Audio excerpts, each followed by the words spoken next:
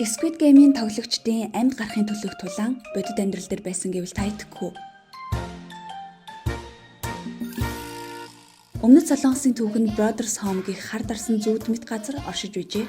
Энд ядуусыг цуглуулж эрх чөлөөг нь булаан авч боолын хөдөлмөр эрхлүүлж байсан байна. 1970-аас 80-аад оны дунд үе хүртэлх энэ төвд 3000 гаруй хүнийг хорж, хүчирхийлэл дарамтанд байлгаж амьдрах зүгтхийн аль аль нь тэдний хувьд боломжгүй сонголт байсан байна. Тэнд хоригдлууд өдөрт 14-өөс 16 цаг ажиллаж, үүнийхээ хариуд ямар ч хөлс авдаггүй гэжээ.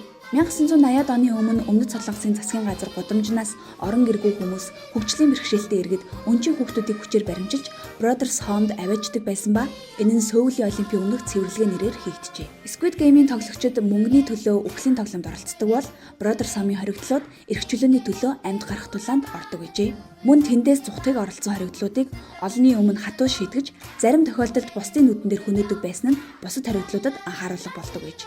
Brothers Home-ыг тухайн үедээ нийгэмд аз жаргалтай халамжийн төв гэж сурталчилдаг байсан ба ард иргэд гаднаас нь харахад тус төвийг ядуусын орон гэр гэж ойлгодог гэжээ. Squid Game-ийн тоглоом үзэгчдийг зугаацуулахын тулд бүтээсэн зохиомол дүр зураг мэт харагдавч Brothers Home-ийн түүх бидэнд энэ нь бодит байж болохыг харуулсан. Энэ бол түүхэн дэх хүний эрхийн хамгийн харгас зөрчил юм.